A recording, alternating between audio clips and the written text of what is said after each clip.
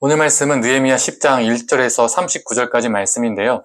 28절에서 31절, 37절에서 38절까지만 읽도록 하겠습니다. 그 남은 백성과 제사장들과 레위 사람들과 문지기들과 노래하는 자들과 느디님 사람들과 및 이방 사람과 절규하고 하나님의 율법을 준행하는 모든 자와 그들의 아내와 그들의 자녀들 곧 지식과 총명이 있는 자들은 다 그들의 형제 귀족들을 따라 저주로 맹세하기를 우리가 하나님의 종 모세를 통하여 주신 하나님의 율법을 따라 우리 주 여호와의 모든 계명과 규례와 율례를 지켜 행하여 우리의 딸들을 이 땅 백성에게 주지 아니하고 우리의 아들들을 위하여 그들의 딸들을 데려오지 아니하며 혹시 이 땅 백성이 안식일에 물품이나 온갖 곡물을 가져다가 팔려고 할지라도 우리가 안식일이나 성일에는 그들에게 사지 않겠고 일곱째 해마다 땅을 쉬게 하고 모든 빚을 탕감하리라 하였고 또 처음 익은 밀의 가루와 거제물과 각종 과목의 열매와 새 포도주와 기름을 제사장들에게로 가져다가 우리 하나님의 전에 여러 방에 두고 또 우리 산물의 11조를 레위 사람들에게 주리라 하였나니 이 레위 사람들은 우리의 모든 성읍에서 산물의 11조를 받는 자임이며 레위 사람들이 11조를 받을 때에는 아론의 자손 제사장 한 사람이 함께 있을 것이요 레위 사람들은 그 11조의 10분의 1을 가져다가 우리 하나님의 전 곳간의 여러 방에 두되. 아멘. 지난번 아침 묵상 때 나누었던 것처럼 이 8장, 9장, 10장은 연결시켜 보는 게 더 이해하는 데 쉽습니다. 8장에 말씀이 선포되었고 9장에 그 말씀 때문에 회개 운동이 일어났고 10장에 회개가 일어났으니까 삶으로 실천을 해야 하죠. 그래서 하나님 앞에 백성들이 언약을 갱신합니다. 그 구체적인 내용은 9가지인데요. 그 중에 몇 가지만 살펴보도록 하겠습니다. 먼저 이방인과 통혼 금지를 합니다. 이방인과 결혼하는 것 자체가 문제는 아니죠. 실제로 라합도 이방인이었고요. 룻도 이방인이었습니다. 그리고 이스라엘이라는 이 민족이 시내산에서 처음 언약 공동체가 될 때 이스라엘은 야곱의 자손만 있었던 게 아닙니다. 잡족도 함께 남아서 시내산 아래에서 하나님과 언약을 맺었죠. 이 야곱의 자손들과 잡족들이 시내산에서 하나님의 언약을 맺고 이스라엘이라는 언약 공동체, 언약 민족이 생겨난 것입니다. 그 대표적인 인물이 누굽니까? 갈렙이죠. 갈렙은 본래 야곱의 자손이 아닙니다. 이방 민족이죠. 그러나 하나님의 언약 백성이 되었습니다. 그런데 느헤미야 때 이 이방인과의 결혼이 왜 문제가 되었을까요?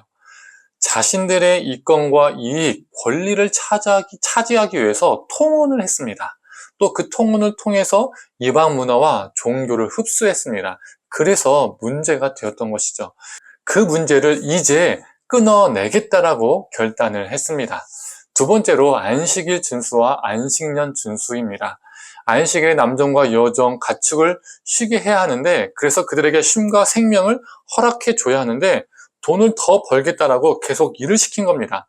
또 안식년 이 7째 해마다 땅을 쉬게 하고 빚을 탕감해 줬어야 되는데 더 많은 이익을 취하겠다고 그걸 지키지 않았던 것이죠. 즉 물질에 잠식된 삶을 살아서 안식일과 안식년을 지키지 않았습니다. 그런데 이제 물질에 잠식되었던 그 삶을 살지 않겠다, 끊어내겠다. 그리고 남종과 여종, 그리고 가축, 정말 작은 존재들을 돌보며 살겠다라는 다짐을 한 것이죠. 세 번째로 제비를 뽑아서 종족대로 나무를 성전에 바치기로 결단했습니다. 이 일은 본래 누구의 일입니까? 느디님의 일입니다. 이 느디님은 나무를 패고 물을 깃는 일을 했었습니다. 이것을 결단한 정황을 봤을 때 그 당시 느디님이 부족했던 것 같습니다. 그러면 무슨 일이 생깁니까? 성전 제사가 원활하게 이루어지지 않게 됩니다. 그래서 이스라엘 백성들이 돌아가면서 성전의 제사가 원활하게 진행될 수 있도록 나무를 패는 역할을 분담하겠다라고 한 것이죠. 또 네 번째가 무엇이었을까요? 바로 11조와 관련된 결단이었습니다. 11조를 레위인들에게 제공하고 레위인은 11조의 11조를 성전에 바치기로 결단했습니다. 이게 무슨 말일까요?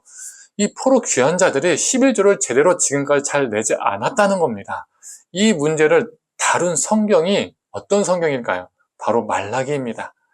우리는 말라기에서 나오는 말라기를 북이스라엘 또는 남유다 시대 때 활동한 예언자라고 생각하는데 아닙니다. 말라기서는 포로 귀환 시대를 배경으로 합니다. 말라기서에 11조의 문제를 심각하게 다루고 있잖아요. 11조가 없으면 어떻게 됩니까?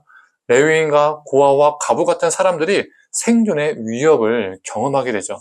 이처럼 물질에 잠식되어서 안식일과 안식년만 안 지킨 것이 아니라 11조를 드리지 않았고 이로 인해서 경제적 약자들이 고통을 당했습니다.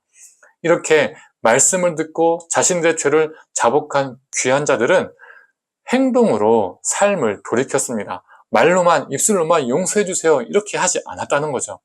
진정으로 언약을 갱신하고 삶을 갱신했습니다. 성도님들, 우리 삶에도 이러한 갱신이 일어나길 소망합니다.